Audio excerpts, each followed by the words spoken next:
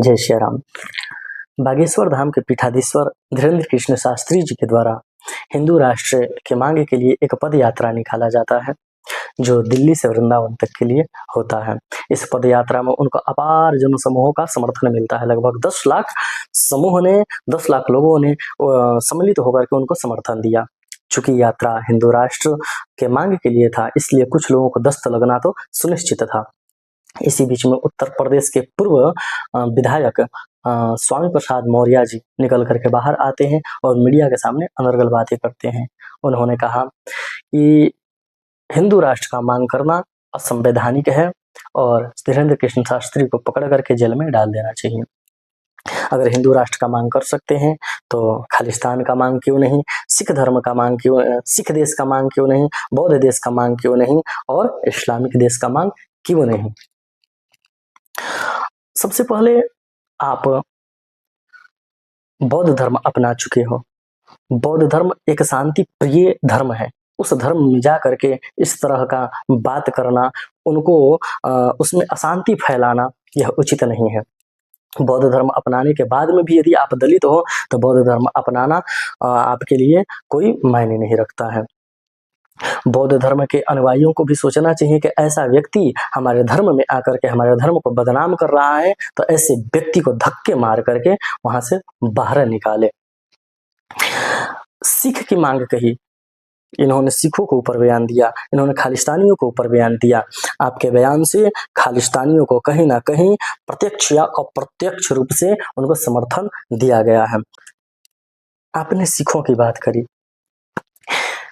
सिखों ने हिंदू धर्म की रक्षा करने के लिए अपने प्राणों की आहुति दी है। गुरु तेग बहादुर जी ने 17वीं सदी में औरंगजेब की क्रूरता बर्बरता के सामने कभी घुटने नहीं टेके। गुरु अर्जुन देव जी ने अपने प्राणों की आहुति दी। गुरु गोविंद सिंह जी अपने साहिबजादों के साथ में अपने प्राणों की आहुति दी है। उनके साथ में कैसी बर्बरता हुई पूरा देश जानता है। आपने सिखों के गुरुओं का अपमान किया है, आपने सिख धर्म का अपमान किया है, क्योंकि सिख एक राष्ट्र भक्त हैं। आपने इस्लामिक राष्ट्र की मांग की बात कही। इस्लाम में मुसलमानों ने मांग करी 1879 ईस्वी में अफगानिस्तान उनको मिला।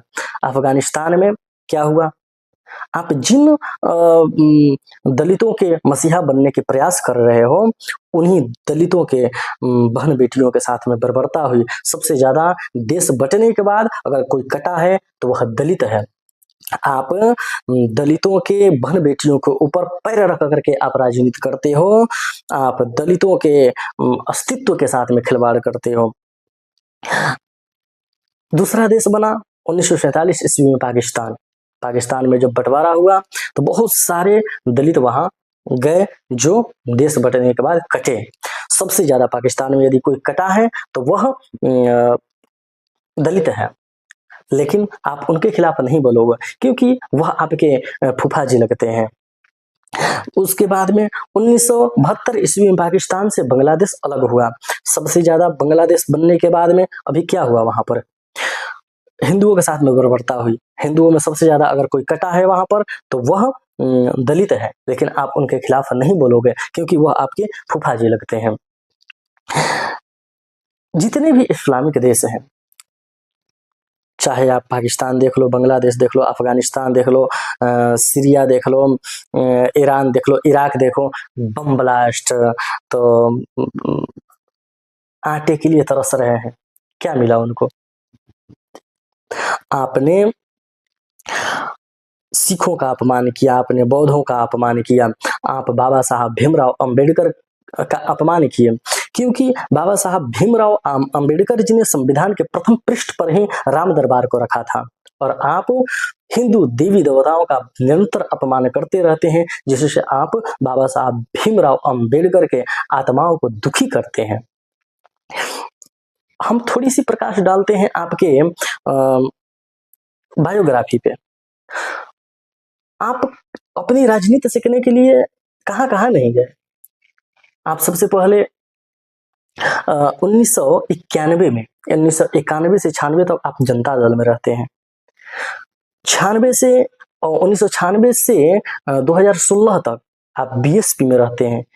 मायावती जी का पार्टी दलितों की पार्टी बताई जाती है, लेकिन आप दलितों के मसीहा तो बनते हैं, लेकिन वहां आपकी दाल गली नहीं, रोटियां आपकी सेकी नहीं गई, तो वहां से आप अलग हो जाते हैं। फिर आप 2016 से 2022 में बीजेपी ज्वाइन करते हैं। बीजेपी के टिकट पर आप चुनाव लड़ करके आप मंत्री भी बने रहते हैं। उसके बाद में आप 22 में पार्टी छोड़ते हैं और 22 में समाजवादी पार्टी को ज्वाइन करते हैं और 22 से लेकर के 24 तक समाजवादी पार्टी में रहते हैं। आप इतनी पार्टियों को चेंज किए, आप कहाँ जाएंगे, कैसे रहेंगे? इससे यह दर्शाता है कि आपका जो मानसिक संतुलन है वह बिगड़ चुका है।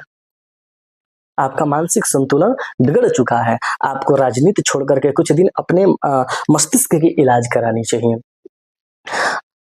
आपको हम यह भी नहीं कह सकते हैं कि आपको जेल में डाला जाना चाहिए, क्योंकि आजकल क्या है ना, जेल में भी बहुत सारे देशभक्त हैं। क्योंकि अभी जो घटना हुई थी ना केमिकल का, जो केमिकल डॉक्टर बना रहा था, तो जब वह जेल में गया तो वहां कैदियों ने बहुत कुटाई करी है उसकी। तो वहां देशभक्त हैं, आपकी कहीं कुटाई ना हो जाए, आपकी भी चिंता है हमें। इसलिए आपके लिए एक सही रास्ता है कि देखिए, आप इस्लामिक राष्ट्र की बात कर रहे थे, तो इस्लामिक राष्ट्र बहुत सारे हैं। जिनको जिनको दिक्कत है वह जा सकता है। पाकिस्तान, अफगानिस्तान, बांग्लादेश, अभी एसआईआर का मुद्दा चल रहा है, तो एसआईआर में बहुत सारे अभी बॉर्डर खुला है, जा सकते हैं, अभी कोई नहीं रोकेगा आपको। अगर यहाँ के मुसलमानों को दिक्कत है तो वह वहां जा सकता है, लेकिन दिक्कत बंधुओं वहीं पे है। अगर दिक्कत नहीं होता तो घुसपैठ करके इस देश में नहीं आते। उनको भी पता है कि हम भारत में सुरक्षित हैं, इसलिए इस देश में घुसपैठ हुआ है। इसलिए हम आपको निवेदन करते हैं, आपसे हम अनुरोध करते हैं कि आपको ज़्यादा परेशानी है, ज़्यादा दिक्कत है, तो अभी बहुत ही सुनहरा अवसर है आपके लिए। आप इस देश को छोड़ करके बांग्लादेश जा सकते हैं, पाकिस्तान जा सकते हैं, और साथ में आपके जो शुभचिंतक हैं, जो आपको ऐसे स्क्रिप्ट लिख करके देते हैं, उनको भी साथ में ले जा सकते हैं। आपके बातों को सीरियस लेता कौन है? आपके घर की आपकी बेटी, आपके बेटा, आपका परिवार नहीं सुनता है आपकी बातों को। आपकी बेटी बीजेपी में है, आपकी बातों का खंडन स्वयं वह करती है, तो आपको कौन सीरियस ले सकता है? इसलिए आप मीडियाबाजी छोड़ करके, हवाबाजी छोड़ करके, राजनीतिक छोड़ करके, अपना जो चेहरा चमकाने आ जाते हैं उसको छोड़ करके और मस्तिष्क का इलाज कराइए। बाकी इस विषय पर आप लोग क्या सोचते हैं, अपना राय अवश्य देंगे। जय श्री राम।